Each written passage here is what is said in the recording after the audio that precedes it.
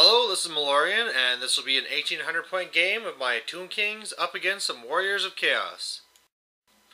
Alright, so this is a possible army I could be taking for the tournament at the end of the month.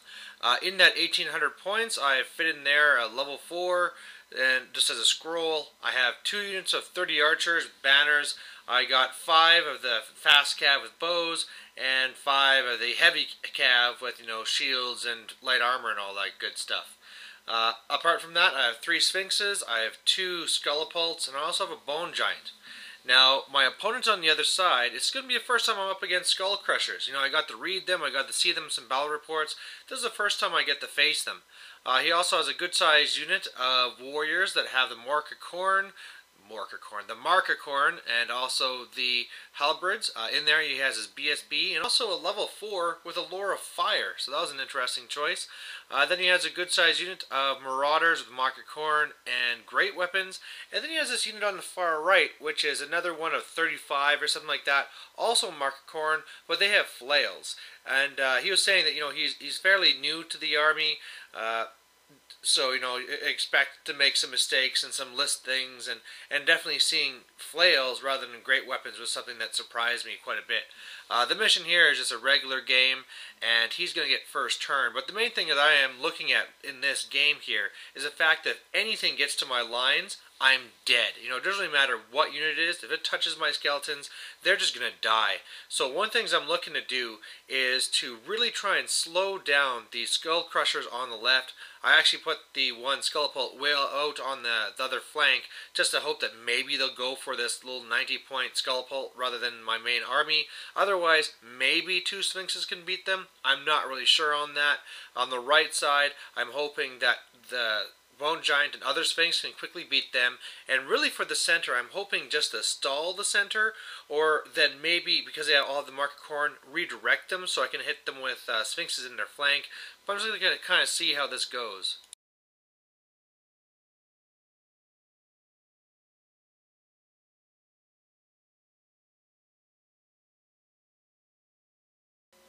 So he gets first turn, and really it's just him moving up. Apart from him putting up the fire cloaks, that's really it. The only other thing that he had that I forgot is he also has that little unit of 5 dogs, which are now outside the forest. So on my first turn, I really just turn around the Sphinxes so that there's no way the left ones could be charged by the Bone Crushers, and they can kind of see the left and the right flank. I've also set up those horsemen there so that if he charges them, then he'll be showing the flank to those 2 Sphinxes.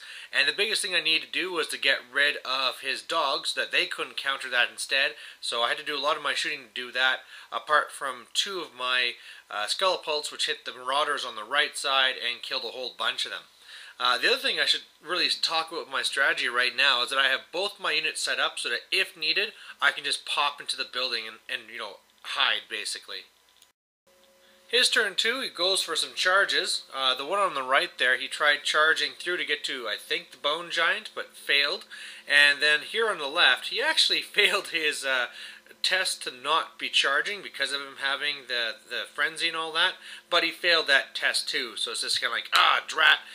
Too bad he didn't do that, because then all of a sudden I'd have guys in his flank, and it'd be great to get rid of his level 4 and all this.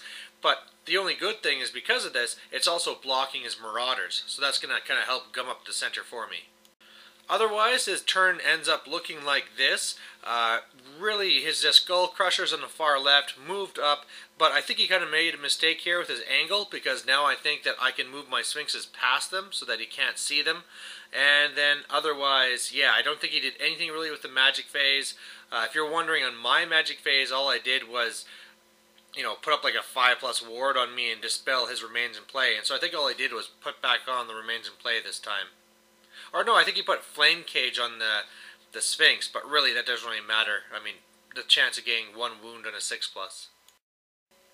My turn 2 then, so what I do is I send my 2, the Sphinx and the Bone Giant into the unit on the right. And that combat really surprised me because, 1, he got quite a few wounds in there, and then 2, man, I just rolled a 1 for one Thunderstomp and a 2 for the other, and so all of a sudden I'm not killing them all that fast. Obviously now they have lost Frenzy, so I'll have to start taking these tests and things, but I really need that combat to be over so I can be switching over. Apart from that, you can see my one left unit that had my level 4 is now inside the building, and then thanks to regular movement and the spell that lets me take another move, I was able to get the Sphinxes out of the way so the Bone Crushers can't see anything now to really charge. Now, one of the things that was unfortunate with that is that I had to really make a choice. You can see that I have the Horseman up there to redirect his warrior unit, and at first I wanted to have the two Sphinxes both looking to center field to flank. But unfortunately in doing that, it's just with the movement allowed, I just could not make it. And so in order to make it so that the Skull Crushers couldn't charge, I had to do it more like you see here, and really what this is going to now depend on is him having a fairly long overrun. So I really don't like this deployment, or my setup here, but that's pretty much it. Otherwise, in my shooting, I'm now starting to focus on the other Marauders, one of the great weapons, and you can see they're starting to drop pretty quickly. His turn 3 then, really all that happens here is that he goes into the Horseman, kills him, but he only overruns 4 inches, so not enough for me to see him. Otherwise, he has his Bone Cruncher, Skull Cruncher, whatever, the Juggernaut guys. They just pretty much reform to look at my Sphinx there. And I actually really like the way that that's happening now, because you can only kind of get a hint of it with this picture. But now it's going to mean that when I charge in, the best I can do is to get just one model in. So that's going to be a best case there. Otherwise, you can see I beat the Marauders on the right, and they broke. I tried chasing them with the Bone Giant, but didn't catch them. But hey, it's my turn next. And the hope there was that my Sphinx can now see the flank of his Marauders. Otherwise, with his magic phase, he put on the Flaming Cage onto my Horseman archers there. I think killed one, but otherwise I'm not too worried. My turn 3 then, the Bone Giant charges the Marauders and catches them.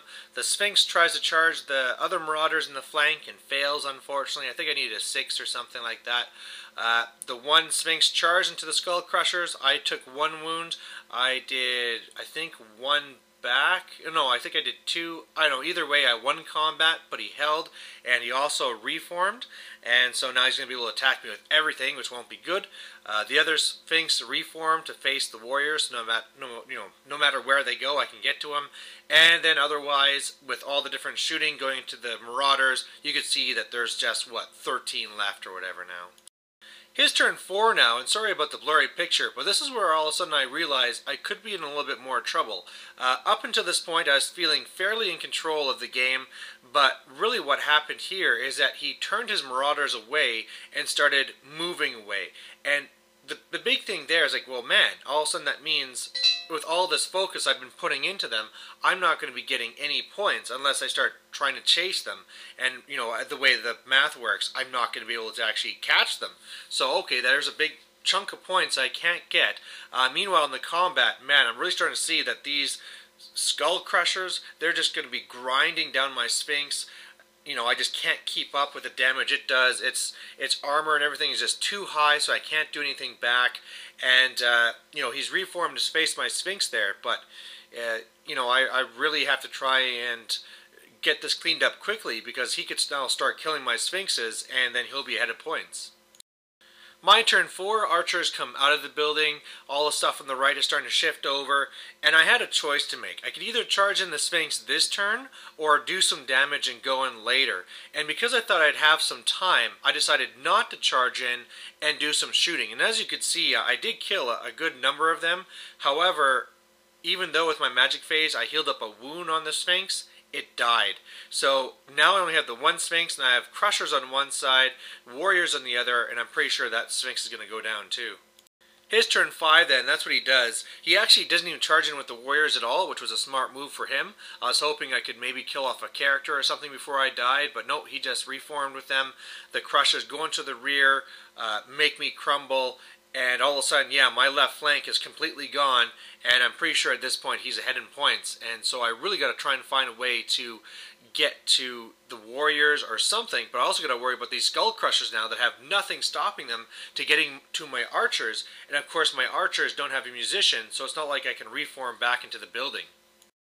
My turn 5 then, and I have 2 gambits, both of which failed. One, I tried making it, because right now the Sphinx, my only remaining Sphinx, was being blocked from charging the warriors because of the horsemen. So the horsemen charged his marauders, they failed, but at least they're out of the way. Charged with the Sphinx, I needed like a 9 or something, and I failed. So that's unfortunate. Bone Giant moves up to try and help out. Otherwise, what I do is I move my Hierophant out of the unit, so he'll be safe, and then I try and 6 dice the spell so that I'll get another movement, hopefully meaning that I can move the archers into the building, because after the level 4 left, they just basically turned around. Unfortunately, he stopped that spell because I rolled really low, and so now my archers are sitting there with their back to blood crushers waiting to die. My only other hope here too was the fact that now that his blood crushers had lost frenzy, they weren't immune to psych anymore, so I hit them with the Skullapult, killed one, caused a panic test, but they didn't fail. I mean, the BSB's right there, so what do you expect? But, you know, I was hoping. His turn 6, he decides not to charge in with the warriors. He was thinking about it for a while. He charges in with the skull crushers and he fails the charge. I was so lucky with that.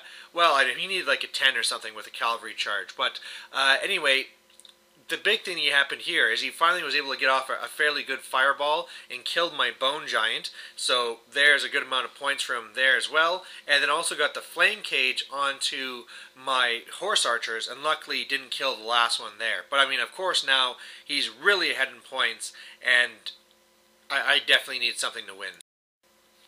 So we didn't actually take a picture for the last turn here, but really all that happened was my Sphinx charge failed. Only way I could get points was with a character snipe, and I failed. Well, he made his look out, sir. So, I mean, that was pretty much it. When we added it up, it was a 300-point advantage to him, so he got the win. And, you know what? I know some way of looking at this game, we could say like, oh man, not a lot happened, there's a lot of failed charges and blah blah blah, but really there was a lot of big things that did happen in this game. The whole fight on the right really helped me see that even though you have these tough monsters that are either toughness 6 or toughness 8, I mean, really, if your opponent rolls 6s to wound, you're going to be in trouble. And if you flop your Thunder Stomps, you're also going to be in trouble. So, something there I just have to kind of be prepared for. Another thing there with the Skull Crushers, just, man, toughness 5 with a 1+ armor save is hard to get through. And my Sphinx, the single Sphinx, did not really stand a chance. I mean, sure, I could hold him up for a little while, especially when I was only fighting, like, the little kitty corner, but once he got all 6 in, it was a different story. That being said, we were saying after about how he should have deployed them probably in 2 units of 3. Had he done that, though, I mean, maybe my Sphinx could have beat them, but I mean, in regular play, probably better to break them up. Another thing looking back is what I probably should have done is that time that I was trying to squeeze the 2 Sphinxes in that small gap so that they couldn't be seen, I should not have done that. I probably should have just had one Sphinx to be there to take the charge and the other one ready to go to the flank of the warriors, just because at least then that Sphinx might have held out for a turn or 2. And the big thing is that the big block of points I was going to get from him was in the warriors, with the warriors, the BSB, and his level 4. The other thing too I noticed with his marauders that ran away, I really have no way of stopping that. I mean, sure, this was good in the fact that he didn't get to me and get to chop me up, but then after all those turns shooting him, I didn't get any points for it. And my army is too slow in order to really chase him down or anything like that. And especially, I mean, maybe I could hit him with a Skullapult and do a panic test, but in this case he had Frenzy. So, I mean, it's something like that I'll have to really make sure I have to be anticipating that they might just turn tail and move away to conserve points. But, yeah, either way, I love the way my army played, and, I mean, I had to handle my Sphinx a little bit better, I think, but I really like the way it worked out. The other thing I really realized when I did this game, though, is the fact that I will not be painting it this month. It had nothing to do with the fact that they lost, and everything to do with the fact that I had them in my hands more and got to notice all the details on the models. I mean, looking at the skeletons, I thought the skeletons, man, you just do them white, you do the bow, you dot the eyes, you wash, you're done, right? But that's not really what it is it? There's so many little details with the quivers and little things on the bows that they take a lot longer. And then, of course, there's the basing and everything like that. And furthermore, I mean, look at the Sphinxes. I said that I was going to try and get all 3 Sphinxes done this week. Laughable. There are so many small details on them. 2 of the Sphinxes I still need to go convert and put in the riders for. It just isn't going to happen. And I mean, one of the options I could do is A lot of the stuff I got from a trade is already kind of done in a white and red kind of theme. If I just painted the last few models to match that, I'd be okay. But the thing is that I don't want to bring down this to a crappy level, right? I want to paint this to be the way that I want it to be. So I think the best thing I can do is just finish off this tail with my orcs, get them done, and then move on to something like these Tomb Kings after. So anyway, there you have it. I have another game planned this weekend with my Tomb Kings, again against another Warriors of Chaos army, and should be interesting. So see you then. Bye.